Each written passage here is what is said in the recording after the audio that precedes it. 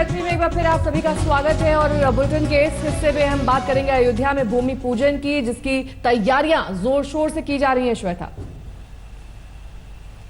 बिल्कुल, और प्रधानमंत्री के दौरे से पहले कल मुख्यमंत्री योगी अयोध्या जा रहे हैं। वहां वो तैयारियों का जायजा भी लेंगे और तमाम तैयारियां, जाहिर सी बात है क्योंकि प्रधानमंत्री का दौरा है और ऐसे में अपील भी लोगों से कि वो घर पर ही इस मंगल समय को जो भूमि पूजन हो रहा है उसको घर पर ही देखे। मीनाक्षी, कोरोना के मद्देनजर और ये अपील भी की है। देखिए, मुख्यमंत्री ने खबर है कि 4 अगस्त से ही अयोध्या में एंट्री बंद हो जाएगी। जैसे जैसे भूमि पूजन की वो मंगल बेला करीब आ रही है, अयोध्या की आबो हवा में भक्ति का संचार तेज होता जा रहा है।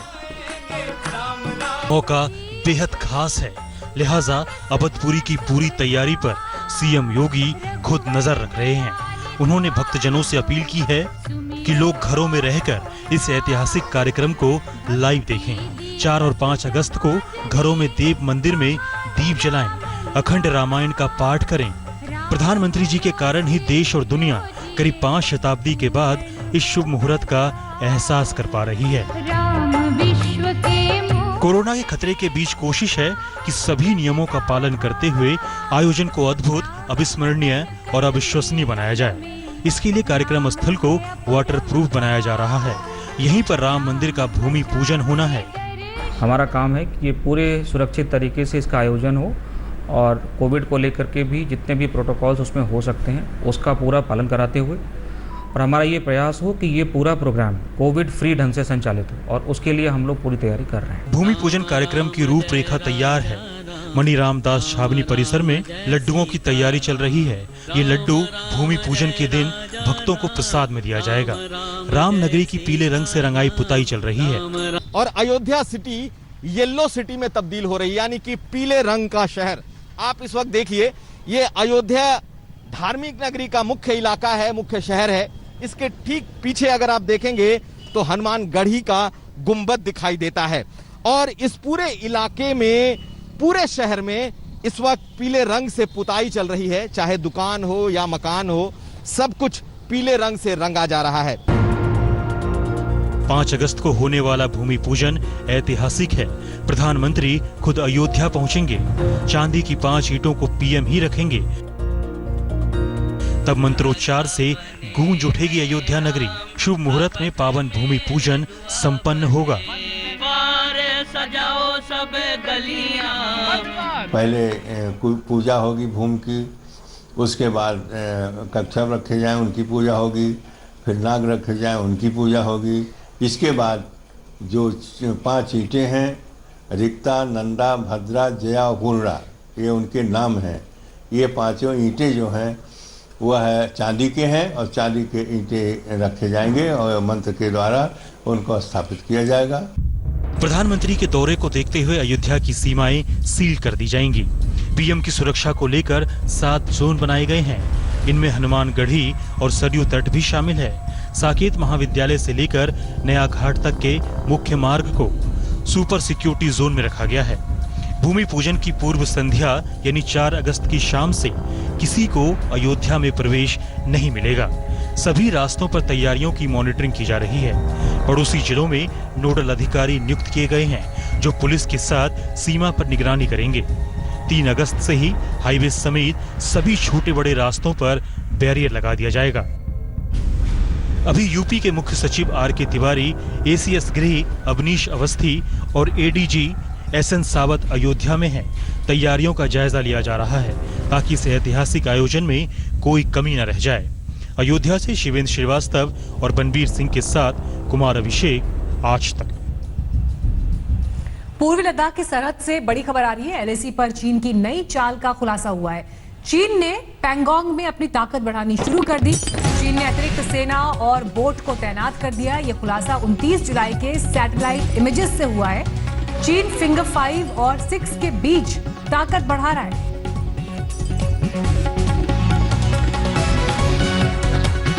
और ये सैटेलाइट इमेज हम आपको दिखा भी रहे हैं। जिन 2 पॉइंट्स का जिक्र हम यहां पर कर रहे हैं, फिंगर 5 और 6, इनके बीच के हिस्से में चीन अपनी ताकत बढ़ाने की कोशिश कर रहा है। पैंगोंग को लेकर चीन इससे पहले ही ये साफ कर चुका है, वहां से पीछे हटने को चीन तैयार नहीं। लेकिन ऐसे में ये तस्वीरें चीन की आगे की तैयारियों की तरफ भी इशारा कर रही हैं। सबसे ताजा तस्वीरें हैं जो हम आपको ये सैटेलाइट इमेजेस दिखा रहे हैं।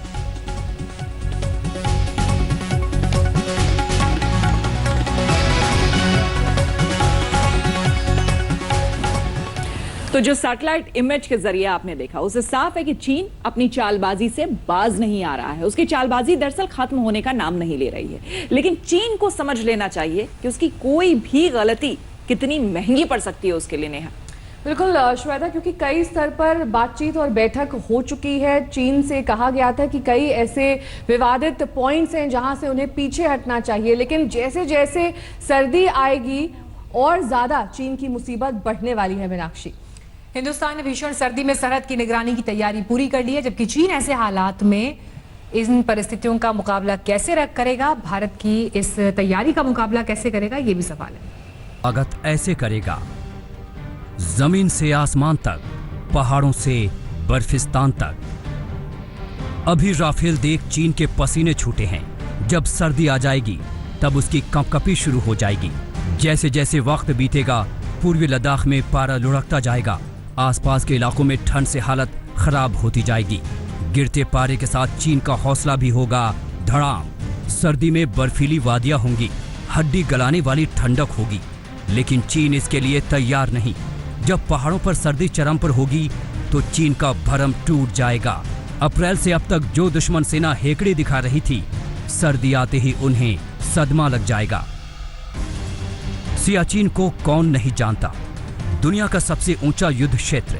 यहाँ कम ऑक्सीजन की चुनौती है, बर्फ से ढकी खाई का खतरा है, बर्फीले तूफान का खौफ है, शून्य से काफी नीचे फटकते पारे का दंश है। फिर भी मां भारती के वीर इस युद्ध क्षेत्र में चट्टान बनकर डटे रहे हैं और डटे रहेंगे। हालिया विवाद के बाद से पूर्वी लद्दाख में 35,000 से ज्यादा जवान तैनात हैं। उन सभी जवानों ने सियाचिन जैसे ठंडे और संकट वाले इलाकों में अपनी जिम्मेदारी निभाई है। अब पूर्वी लद्दाख में वैसे ही मोर्चे की तैयारी चल रही है।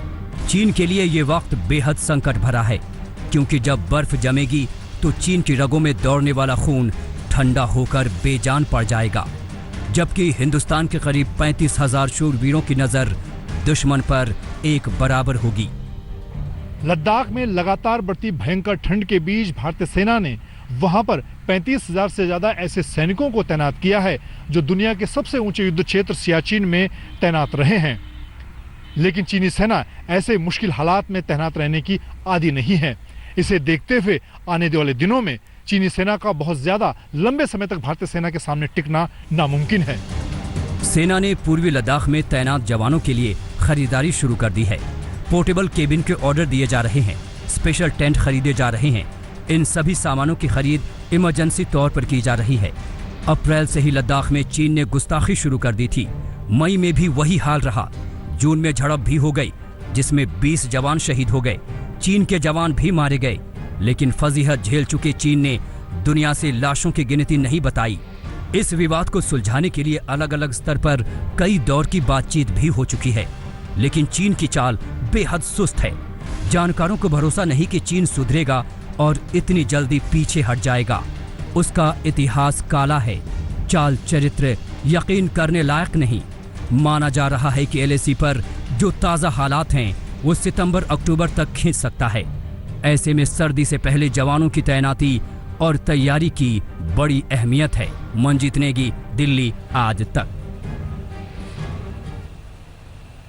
तो चीन की हर रणनीति का जवाब भारत अपने तरीके से दे रहा है। पूर्वी लद्दाख में सरहद पर उसकी अकड़ थोड़ी कम तो हुई है, लेकिन अब भी साजिश रचने से मीनाक्षी वो बाज नहीं आ रहा। और चीन की इसी चाल को नाकाम बनाने के लिए ITBP के जवानों ने कमर कस ली है। बिल्कुल, वहीं सरकार ने भी इन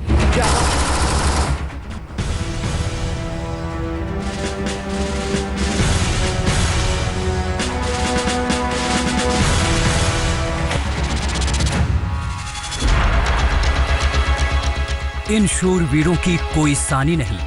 हालात चाहे जैसे भी हों, समुद्र से 18,000 फीट की ऊंचाई, रगों में खून जमाने वाली ठंड, जहां सांसें भी अटकती हैं, बर्फीली ऊंचाई से गुजरती भारत चीन की सीमा पर इन जवानों के बुलंद इरादे का जवाब नहीं। लद्दाख से अरुणाचल तक सीमा पर डटे और निगहबानी करते ये हैं आईटीबीपी के हिमवीर। इनके सामने दुश्मन भी कांप जाता है। शौर्य, दृढ़ कर्म निष्ठा की मिसाल देखनी हो तो इन जवानों से कभी मिलिए। आपको अंदाजा हो जाएगा कि इनके इरादे कितने चट्टानी हैं। इनके हौसले आसमान से भी ऊंचे हैं।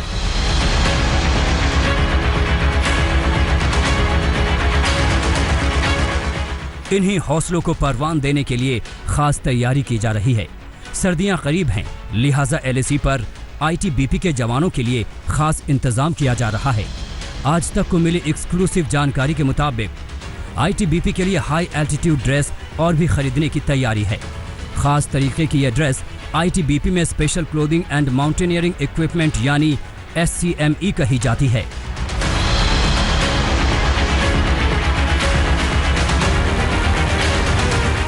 गृह मंत्रालय के सूत्रों के मुताबिक एलएसी पर इस समय और आईटीबीपी जवानों की संख्या बढ़ाई गई है। उनको भी ये हाई एल्टीट्यूड ड्रेस दी जा रही है।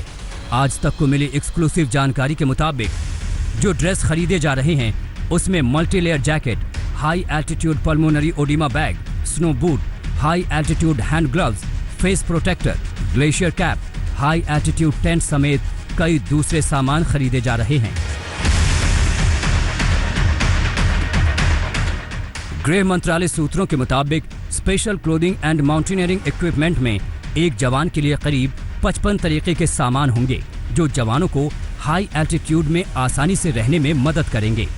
सरहद पर चीन से तनातनी के बीच आईटीबीपी की तैयारी भविष्य के लिए जरूरी है। आईटीबीपी सूत्रों के मुताबिक बर्फीले इलाके में मूवमेंट करने के लिए स्नो स्कूटर भी ज्यादा संख्या में खरीदा जाएगा, जिनकी तैनाती लद्दाख जैसे दुर्गम इलाके में किया जाएगा। मौजूदा समय में अमेरिका से खरीदी गई 5 स्नो स्कूटर आईटीबीपी के पास हैं, जिनको लद्दाख और उत्तराखंड के बॉर्डर पर तैनात किया गया है। दुश्मन पड़ोसी से निपटने के लिए ये हिमवीर पूरी तरह मुस्तैद हैं, लेकिन हड्डियों को गलाने वाली ठंड में अपनी तैयारी भी जरूरी है। मौजूदा समय में 9000 से 18000 फीट की ऊंचाई पर 30,000 जवान तैनात हैं। इन्हें ये खास किस्म की ड्रेस मुहैया कराई गई है।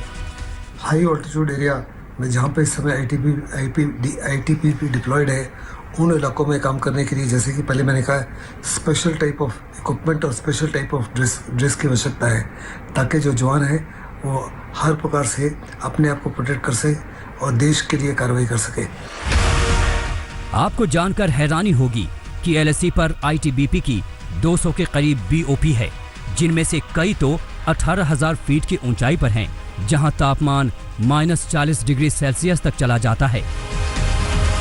चीन के हर चाल को नाकाम करने के लिए लद्दाख, उत्तराखंड, हिमाचल, अरुणाचल सभी जगहें हमारे आईटीबीपी के रणबांकुरे मुस्तैद हैं। चालबाज चीन को इन सर्दियों में भी पूरी तरीके से जवाब देने की तैयारी की गई है।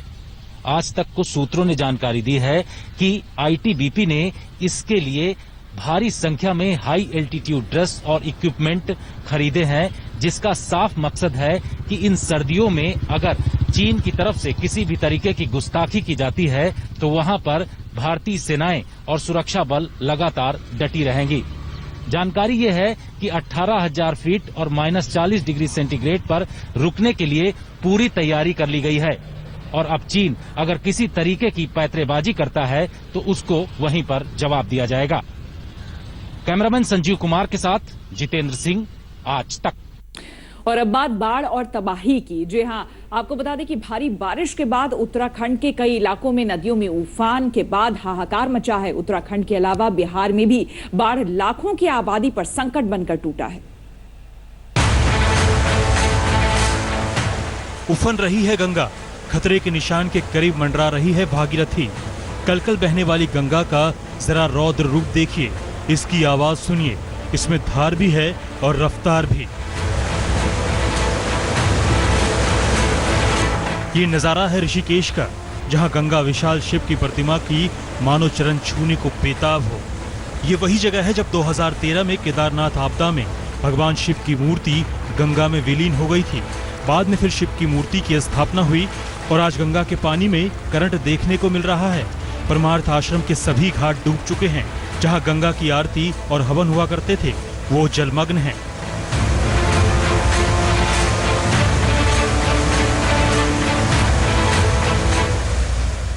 कभी कलकल बहता गंगा का रूप होता है तो कभी रौद्र रूप। ये अगर देखें तो ये रौद्र रूप है मां गंगा का, क्योंकि मानसूनी बारिश की वजह से जिस तरीके से पहाड़ों में लगातार बारिश हो रही है उसका जल सीधा नीचे आ रहा है, चाहे वो अलकनंदा हो, मंदाकिनी हो, नंदाकिनी हो या अन्य नदियां।